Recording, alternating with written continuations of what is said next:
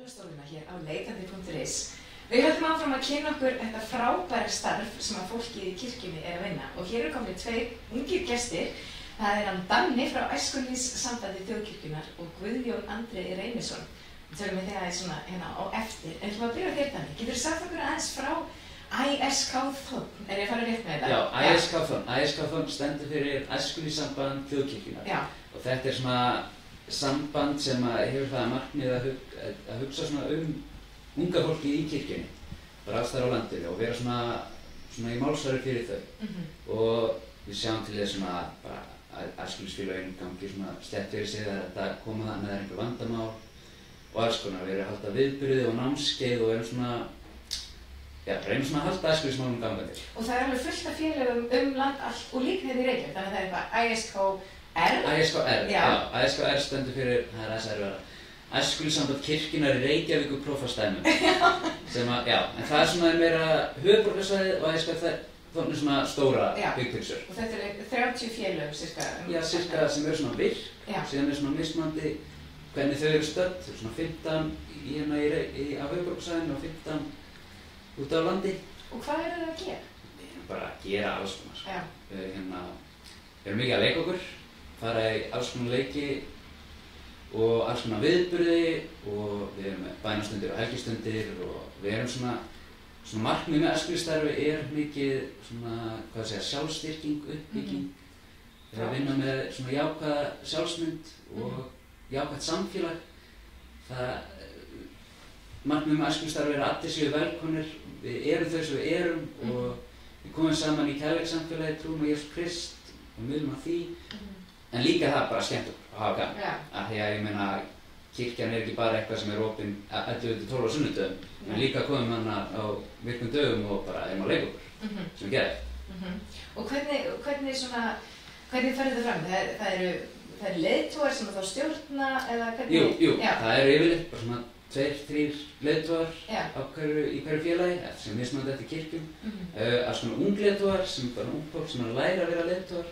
Og þeir eru á ýmsum aldri. Gauji hérna, hann var, þú veist ekki talað eldri en ég, en hann var leiðtogi minn þegar ég var í æskulýðsstarfi. Svo þetta er svona alls konar. Já. Og hvernig verður maður þá leiðtogi? Já, það er að þjálfa það upp. Já, það er hægt að þjálfa það upp. Við höldum námskeið, það er það sem kallast farskólinn, sem er svona leiðtogaskóli fyrir unga krakka til að læra að vera leiðtogar. Við höldum alls konar námskeið, ISK-R og ISK-þ og fleira út um allt land. Það er sjálfsstyrking og skyndihjálp og hvernig á að halda æskulýðsstarfi og alls konar. Og síðan eru bara sumir sem bara alast upp í þetta, bara byrja í æskulýðsstarfi og bara hætta aldrei, svona eins og við tveir. Og hvaða verkefni eru það fást við núna til dæmis? Sko, verkefnin eru alls konar, það eru margir viðburðir sem að halda bara núna í lok nóvembers, þá var ISK-R að halda jólaviðburð, við fórum að skauta og það mættu rúmlega 100 krakkar. Frábært. Og það var bara frábært, við höldum mót, við höldum alls konar viðburði líka. ISK labbar til dæmis í Gay Pride alltaf á sumrin, sem er frábært verkefni. Og vinnum með öðrum, höfum verið í samstarfi við hjálparstarfi eitthvað, svo það er svona alls konar sem við gerum. Og svo er landsmótið, það er svona stór risaviðburður. Það er kannski það stærsta sem við gerum. Já, er það á sumrin eða? Nei, það er hérna í október. Það er í október? Já. Það er í október og það er svona svissast yfir bara á landinu. Á Selfoss síðast, það er á Egilsstöðum næst. Já. Og þetta hefur verið risastórt, alveg 300–600 krakkar, sko. Og bara dagskráin er stór, þetta er bara heil helgi. Það við erum með helgistundir og kvöldvökur, við erum með sundlaugapartí, við erum með ball og gerum alls konar hópastarf og leiki og bara rosalegt. Fengum við hérna herra Hnetusmjör var að skemmta síðast, svo geðveikt. Þetta er brjálastöð. Þetta er brjálastöð. Og við báðir höfum verið í því að skipuleggja svona mót. En ég veit að það er alls kyns fræðsla sem á sér stað, eins og til dæmis umhverfisvitund, er það ekki, og margt fleira. Getur þú sagt okkur aðeins frá því sem að... Já, bara að þú nefnir umhverfisvitund, þá var það þema mótsins síðast. Þá var það umhverfismálin og bara, ég meina þetta þema, við hefum bara eina jörð og við verðum bara að hugsa hana bara eins vel og við getum.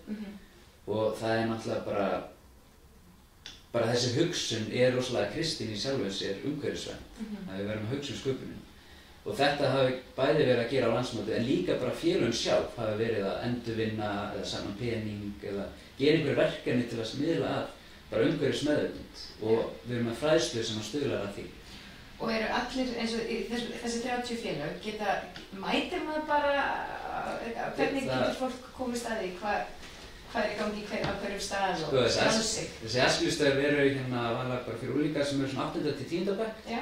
Og það engin skráning eða skuldbinding, neitt svona þannig. Þau bara mæta á kirkjan bara auglýsingatíma og dagskráin líka mismunandi því ég ekkert endilega með sömu dagskrá á hann í sinni kirkju en neitt þannig. Og það ekkert endilega sami fjöldi að mæta til mín og hans. Ég hef verið í æskulýðsstarfi þar sem eru 50 börn að mæta og líka þar sem 2 eru að mæta. En ég meina starfið sjálfur sér gæðin ekki metin út frá fjöldanum heldur hvað í gangi í starfinu og hvernig krökkunum líður þegar þau koma. En þetta snýst rosa mikið félagsskapinn og það að svona eignast vini þarna og gera eitthvað saman. Nákvæmlega. Það bara allir séu verkefnir og bara vera opin fyrir öllum. Þið ætlaðu líka að segja okkur, getur kannski sagt okkur aðeins, hvað framöndan hjá ykkur? Framöndan hjá okkur í æskóþ og það að koma námskeið sem verður fyrir leiðtog, bara eins og ég var útskýrð á. Í æskóR það verður að fara að halda febrúarmót sem að minna mót heldur en landsmótið, það haldið í Vatnaskógi og það einmitt fyrir æskulýðsstörfin á höfuðborgarsvæðinu. Það bara skemmtilegt og kósí. Og síðan verðum við líka með mót fyrir TTT-starfið og alls konar. Þannig að þú farið í ferðir út á land og svona, en þú farið að fara til útlanda? Já, en TTT-starfið það 10 til 12 ára fyrir það sem við býta. Við erum líka með, við erum náttúrulega, sunnudagsskóli það sem allir þekkja. En svo líka starf fyrir 6 til 9 ára, hvort sem við skipt upp í 2 og svo 10 til 12 ára, fermingarstarfið náttúrulega og svo mitt æskulýðsstarfið. Þannig það miklu meira heldur en bara þetta æskulýðsstarf fyrir unglingarna. Og síðan eins og bara Hjalti með tónlistarstarfið sitt og það eru fleiri sem eru með svona aukastörf. Já, það mikið tónlistarstarf til þessum Ídriskirkju í Garðabæ, Davíð og Jóhannekurinu og það er bara út allt. Það er mjög spennandi. Og mikið bara eftir í svona hver þörfin á hvaða stað. Já. Og hvaða styrkleika leiðtogar hafa. Já, nákvæmlega. Ég get ekki verið með tónlistarstarfi. Ég get það. Hann getur það.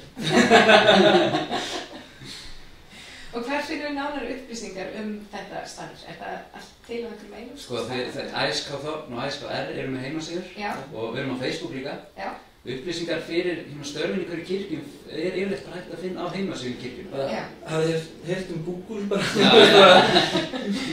Það bara googlar maður það. Já, það sé.